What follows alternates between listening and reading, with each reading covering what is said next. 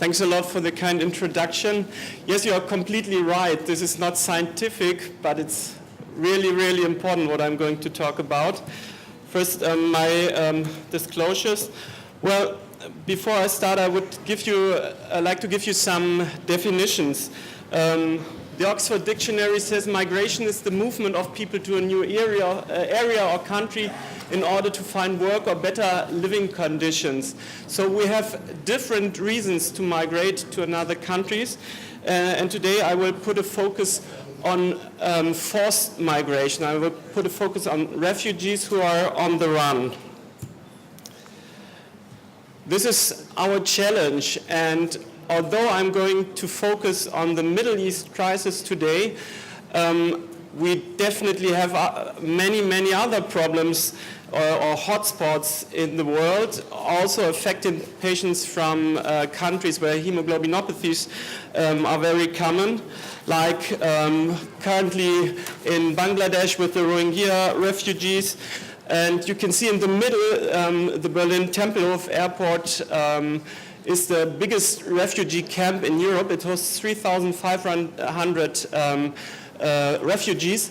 But you can see the other numbers, like in Kenya, 250,000 refugees, or 80,000 refugees in Jordan. According to the United Nations High Commissioner for Refugees, there are currently 22.5 million people in the world on the run. Of the 17.2 million people who are under the UNHCR mandate, 55% are from Syria, Afghanistan, and South Sudan. And importantly, it's not the rich countries. You can see this in the lower right corner, not the rich countries who are hosting the majority of the refugees. The top 6 are Turkey, Pakistan, Lebanon, Iran, Uganda, and Ethiopia.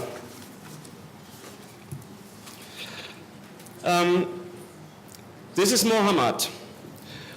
Muhammad is just a single patient, but his case is very sufficient to explain all the problems that we have in the countries where hemoglobinopathies are not so common, but where we have a lot of refugees.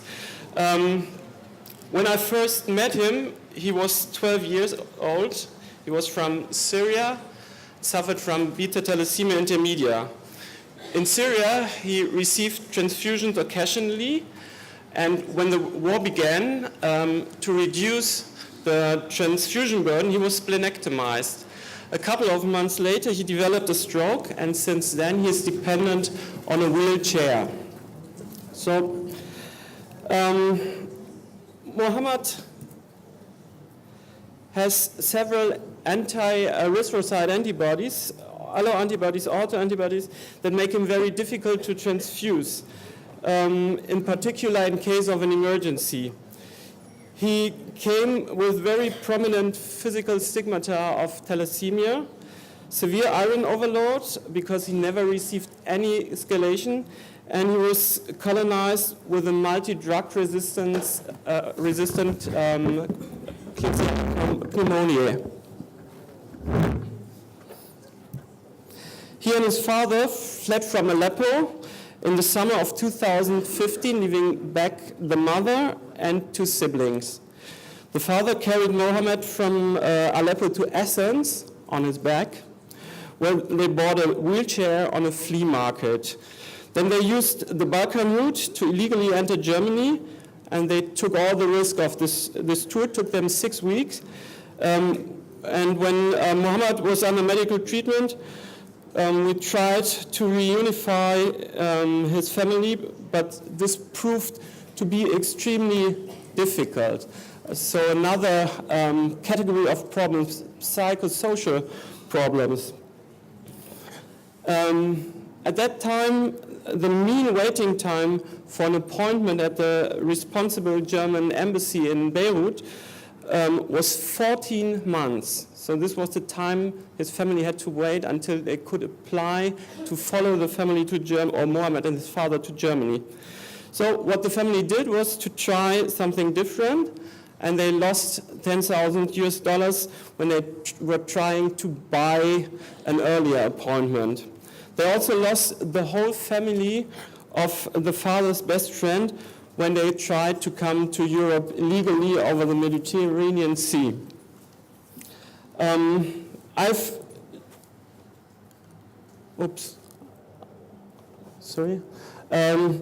chosen Muhammad's case because he had all the main problems of refugees just united in one single person. From the medical point of view, we had a severe phenotype that we were not used to in Germany. We have not many patients, but most of them are much better. He was severely iron overloaded, suffered several other sequelae of the disease, had allo and autoantibodies, and was colonized with a multi-resistant organism. There were also significant psychosocial issues. He was severely traumatized. So every consultation was a very big and time-consuming event. And cases like Muhammad's made our hematology services in Germany nearly collapse. That's okay.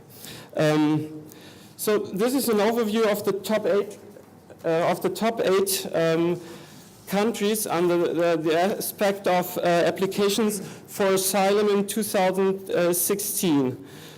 The German population has increased by about 2 million people in the last 5 years, and all these 2 million are refugees. However, as I told you at the beginning of the talk, the other countries like Turkey or Lebanon even accepted more refugees. Lebanon has a population of 6 million, and 1.5 million of these 6 million are refugees. Our main problem is in Middle and Northern Europe that we are not prepared to this situation. We have very powerful healthcare systems with very well-trained doctors, but they are not prepared for thalassemia or sickle cell disease. Many hospitals don't have the resources to transfuse as many patients as necessary. And last but not least, the individual cases are much, much more complex than the cases we are used to. As there's not much literature available on this topic, I conducted a survey. Many of you were very helpful for this survey. Tiff was very supportive and in person of Michael Langastin-Yotis. And so we asked a couple of, or a lot of centers in Europe what happened, and 51 responded to our survey from 15 different countries. The first question was how many patients do you care for?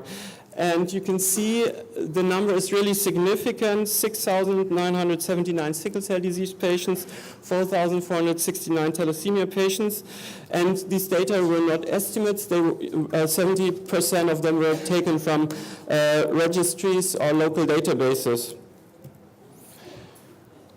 28 centers of 50 reported an increase in the number of patients. Surprisingly, 19 did not, but we will come back to that later. There's a system behind it.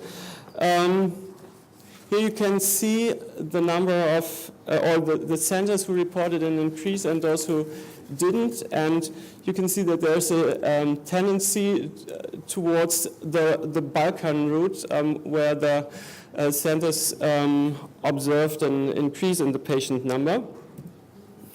We asked if there is more detailed data available from 2011 year per year, sickle cell versus thalassemia, but obviously this question was too time consuming. Nevertheless, 7.79 or 51 centered answered. 7.9 sounds a little strange, but this is because some centers answered for 1 year but not for the other. In the mean, 7.79 centers answered, and these centers reported an increase of 107 sickle cell disease patients and 312 thalassemia patients. So this is a significant number of increase per center, taking in mind that we are talking about centers who were caring for 5, 6, 7 patients before the crisis.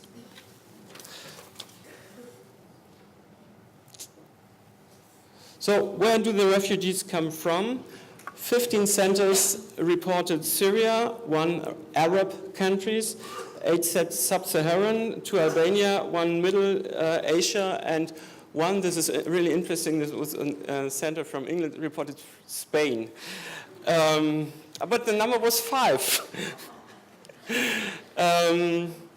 But you can see Syria is the dominant country in all the countries among the Balkan route, and if you take the Mediterranean, the Western Mediterranean and Central Mediterranean routes, we are more talking about African patients and more talking about sickle cell than thalassemia. We asked if the migrants, or what kind of treatment the migrants received in their countries of origin. 90% of centers said transfusions, 56% said chelation, so 1/2 of the patients did not receive chelation before. Hydroxycarbamide for sickle cell disease was only available in 1/4 of the patients, or in the countries of 1/4 of the patients. But surprisingly, 40% reported a regular monitoring, but this may be because we did not specify what we meant with regular monitoring, if it was just ferritin or liver iron or heart iron or whatever. 90% of centers report problems with the language. This is a very obvious problem, but it's, from my personal experience, really a big problem, because if you cannot communicate with the patient, it's difficult, and the healthcare system cannot pay for a translator for every visit. The patient can't pay for a translator for every visit. So this is really a big problem in educating patients. You can see in the second position there's a poor understanding of the disease. And in the third position, the sequel of non-state-of-the-art care. So you should educate the patients, but you are not able to do it. The problem of colonization with multi-resistant bacteria or infectious diseases that many healthcare providers put in one of the first positions. They're always very careful with these patients. It's not so important than we thought. And this, I think this is true from my personal experience. Do the refugees receive the same standard of care like your native patients? This was very good. Yeah, 68% said yes, they do. So although there are a lot of problems, the refugees receive a very good treatment in their hosting countries. And who pays for that? Usually it's some kind of public or national health care service. The kind of organization is a little different, but usually the countries pay for that. So there's a light at the end of the tunnel. It's in Germany, it's working some way or the other. It's getting better, but there's no real concept behind it, and I know that it is the same in many other countries. So one really big task for us and for this conference is to give this whole thing a concept and a structure behind it, because this problem will persist for a couple, maybe many years, and we need to be prepared for it. Lastly, I would like to thank all respondents to the survey, and in particular, Michael Angasiniotis, who supported the survey very well. Thank you for your attention.